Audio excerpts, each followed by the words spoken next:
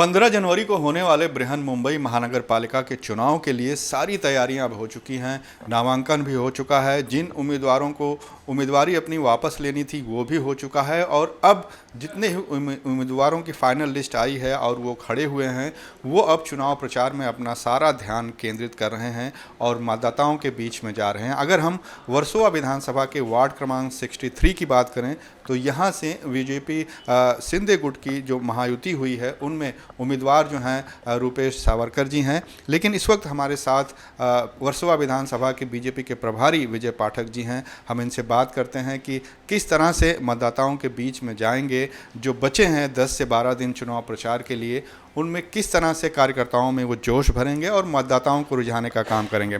Sir, सबसे पहले स्वागत है आपका इन 24 न्यूज़ में। बहुत बहुत धन्यवाद। क्या पहली प्राथमिकता होगी, किस तरीके से मतदाताओं के बीच में जाएंगे? अब सारी प्रक्रिया पूरी हो गई, अब सिर्फ प्रचार ही बचा है। सबसे पहले आपके चैनल के माध्यम से सभी जनताओं को मैं नमस्कार और धन्यवाद कहना चाहूँगा। क्या है, आप मीडिया ही है जो हमारी रीढ़ की हड्डी है, जो हमारी बातों को जनता तक पहुँचाते हैं।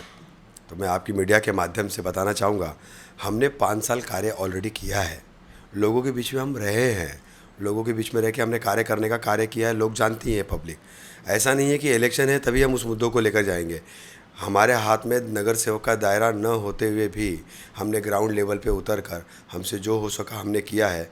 इस बार भी आने वाले समय में हम लोग जो भी पब्लिक की समस्या है या जो भी चीज़ें होंगी, आपको पता होगा कि हमारे मुंबई के अध्यक्ष और हमारे मुंबई के मुख्यमंत्री, महाराष्ट्र के मुख्यमंत्री देवेंद्र फडणवीस जी ने एक नियोजन निकाला था, आवाज़ मुंबई करांचानी संकल्प भाजपाचा। उस नियोजन के माध्यम से हम जब लोगों के बीच में गए, लोगों की समस्याओं को जाना हमने, तो उस समस्या के माध्यम से हमें पता चला कि लोगों के बीच में प्रॉब्लम्स क्या थी, लोगों को तकलीफ़ें क्या थी और महानगर पालिका में दिक्कतें क्या होती थी। तो हमने उस दिक्कतों को समझा है, उसको समझा है और आने वाले समय में महानगर पालिका हम पब्लिक के हिसाब से चलाएंगे। जनता को जिस प्रकार की बीएमसी चाहिए होती है उसी प्रकार की बीएमसी हम बनाएंगे। आने वाले समय में पब्लिक को जो भी दिक्कतें पिछली बार हुई है वो तकलीफ उनको ना हो, ऐसी पूरा प्रयास, ऐसा पूरा प्रयत्न हमारा होगा कि पब्लिक के बीच में कभी उनको तकलीफ़ ना हो, उनको हमेशा उनका समाधान मिले। जो भी समस्या वो हमारे पास लेके हम उसको छुड़ाने का कार्य करेंगे। बात अगर सर संकल्प मुंबई की करें तो लोगों के जो सुझाव आए हैं वार्ड क्रमांक 63 की अगर हम बात करें तो सबसे ज़्यादा मुख्य समस्याएं क्या रही हैं? किन मुद्दों पर लोगों ने सबसे ज़्यादा जो है कंसंट्रेट किया है कि ये अपेक्षा ये पहले पूरा होना चाहिए? देखिए, कुछ जैसे यहाँ पर कुछ स्लम्स एरिया हैं, जैसे शास्त्री नगर, अग्रवाल स्टेट, जीवन नगर, विकास नगर, नेपाली चाल, तो अचानक नगर, ऐसे एरिया के अंदर सबसे बड़ी मेन समस्या है एसआरए की, डेवलपमेंट की। जो कुछ बिल्डर्स हैं जो कई सालों से वहाँ पर बैठे हुए हैं, उनको तोड़ देते हैं उनका घर, उसके बाद में उनको भाड़ा टाइम पे नहीं देना या डेवलपमेंट करके नहीं देना, किसी कारणवश ओरिजिनल पात्र वाले को अपात्र कर देना और इनलीगल लोगों को पात्र कर देना, ऐसी समस्या काफ़ी देखने के लिए मिली है। तो सबसे पहला हमारा प्रायोरिटी होगा लोगों को अपना सुंदर और स्वच्छ घर मिले। जो उनकी जो साथ में लीडर तरीके से हम उनके साथ खड़े रहेंगे। जो भी बिल्डरों का भ्रष्टाचार चल रहा है, ऐसे बिल्डर के ऊपर कार्रवाई कराकर लोगों को जल्द से जल्द उनका घर करा के दिया जाए और उनको घर को पात्रता करा के दिया जाए। ये कार्य हमारा सबसे पहला होगा। सर, पार्टी के जो बड़े नेता हैं, खासकर मुंबई प्रदेश बीजेपी अध्यक्ष की बात करें अमित साटम जी या सीएम फडणवीस जी की बात करें, तो क्या कुछ गाइडेंस मिला है चुनाव के मद्देनज़र? कुछ मीटिंगें हुई, कुछ बैठक हुई या होनी बाकी है, उसके बारे में बताइए। किस तरह के मार्गदर्शन इन बड़े नेताओं से मिला? देखिए, हमारे नेताओं का मार्गदर्शक और कार्य हमेशा हमें मिलता रहा है। हमारी पार्टी ने, भारतीय जनता पार्टी ने 2014 के बाद से जो भी कार्य उन्होंने किया है या जो भी उन्होंने योजनाएँ निकाली हैं वो हम तक पहुंचती है, तो हमने पूरा प्रयत्न किया है कि वो लोगों तक पहुंचाने का। अभी भी आने वाले समय में लोगों के लिए जो विचार हमारे देवेंद्र फडणवीस जी ने, मुंबई के अध्यक्ष अमित साटम जी ने जो किया है, वो नियोजन को हम लोगों तक पहुंचा रहे हैं। उस नियोजन का उनको लाभ किस प्रकार मिल सके, इस महानगर पालिका के माध्यम से हम उन तक पहुँचाएँगे।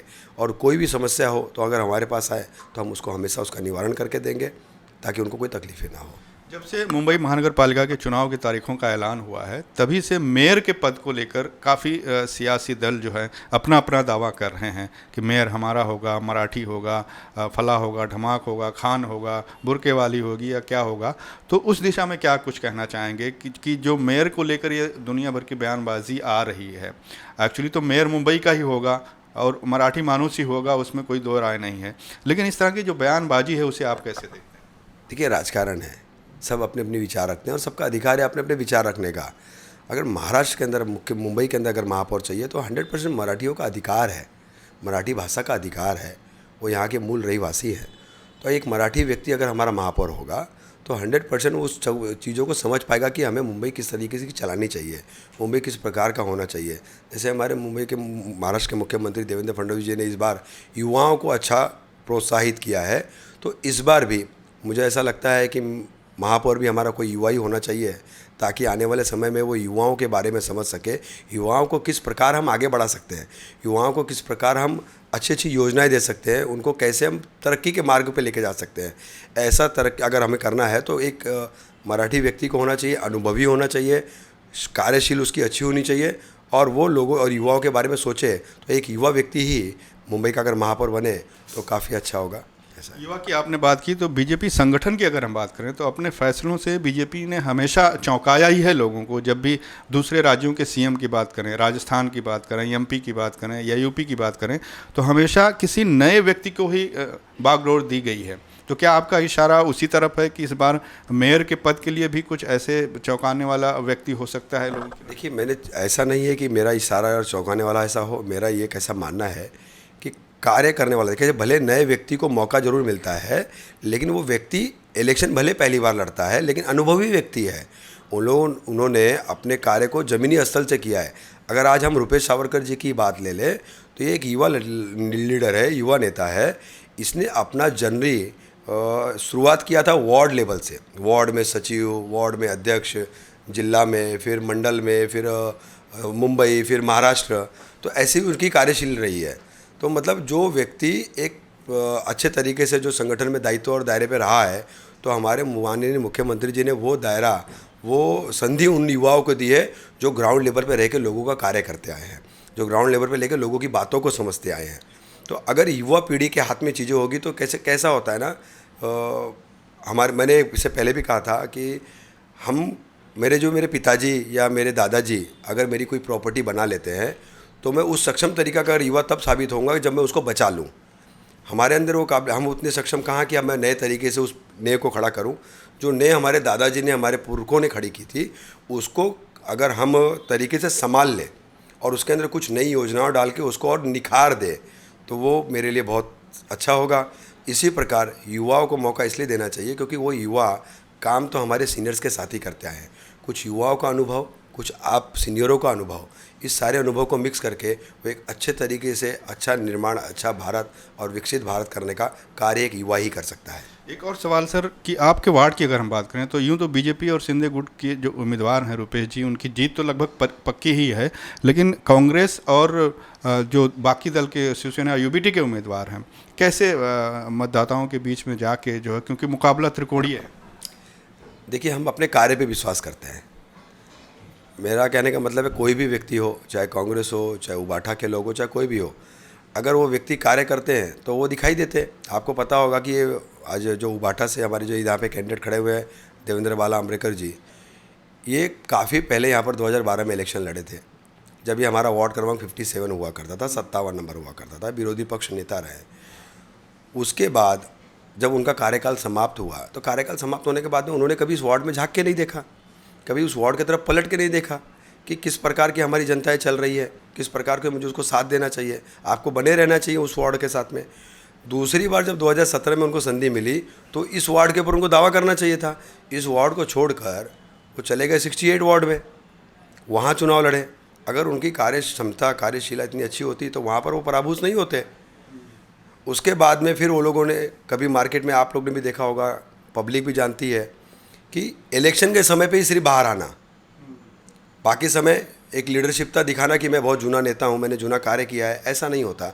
आप लोगों के बीच में कितना रहे हो, कितना काम किए हो, तो मुझे तो ऐसा नहीं लगता, क्योंकि उन्होंने कभी अपनी जनता के बारे में सोचा ही नहीं। लेकिन हमारे पास हमारा व्यक्ति कुछ दायित्व पे हो ना हो, हम स्वयं पर्सनल लेवल पर जाकर ग्राउंड लेवल पर स्लम में लोगों की समस्याओं को सुनते रहें, लोगों के बीच में रहें, लोगों की छोटी छोटी ज़रूरतों को काम करते रहें।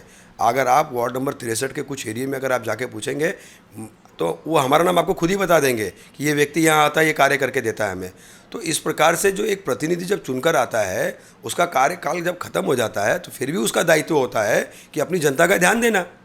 उस समय तो वो लोग चले जाते हैं, फिर इलेक्शन आता है तो फिर बाहर आ जाते हैं। बिल्कुल सर, एक आखिरी सवाल कि जिस तरीके से कल्याण डोंबिवली या फिर पुणे में कई बीजेपी या महायुति कैंडिडेट जो है निर्विरोध चुने गए हैं, और विपक्ष अब इस तरह के आरोप लगा रहा है कि जो विपक्षी उम्मीदवार थे उन्हें पैसे देकर या किसी भी तरीके से प्रेशर देकर उन्हें बिठाया गया, खासकर विधानसभा स्पीकर राहुल नार्वेकर जी का भी नाम आ रहा है उसमें। और खबर ये भी है कि चुनाव आयोग ने कुछ जांच के भी आदेश दिए हैं, तो इस पर आप क्या? देखिए, जांच होनी चाहिए, जांच होने दीजिए, लोगों की संख्याएँ खत्म हो जाएगी। कोई व्यक्ति किसी से ज़बरदस्ती नहीं कर सकता, सबकी अपने अपने विचार हैं, सबका अपना अपना मत है। अगर कोई व्यक्ति मेरे विरोध में अपक्ष खड़ा करता है या फॉर्म भरता है हमारे विरोध में, मैं उससे क्या ज़बरदस्ती फॉर्म रिटर्न करवा लूँगा? कैसे? हर व्यक्ति ने, जिस भी व्यक्ति ने इलेक्शन लड़ने की चाहत रखी है ना, उसके लिए बहुत सुनहरा संधि है ये। वो व्यक्ति क्यों इतना सुनहरा मौका छोड़ेगा? और उसको पता है कि अगर आज मैं प्रतिनिधि चुनकर आता हूँ तो आने वाले समय में मेरी एक क्षमता भी बढ़ेगी, कार्यशीलता बढ़ेगी, लोगों के बीच में प्रचलित होऊंगा। तो ये सब झूठे आरोप है, आलोचनाएं हैं। इस तरीके की भाषा इन लोगों ने पहले से की है, फेक नैरेटिव फैलाने का। तो इनको पता था कि जो भी व्यक्ति सामने खड़ा है वो व्यक्ति सक्षम है। नगर सेवक भले वो अब लड़ रहा होगा, लेकिन उनकी जो क्षमताशील रही है लोगों के बीच में काम करने की, वो लोगों ने काफ़ी ताकत के तरीके से किया है। उनके दिमाग में खुद डर है कि मैं लड़ूंगा तो मेरा समय व्यस्त होगा, सारी चीज़ें होगी, और उन लोगों ने उस कुछ चीज़ों को सोच के वो लोगों ने अपना पीछे ले लिया।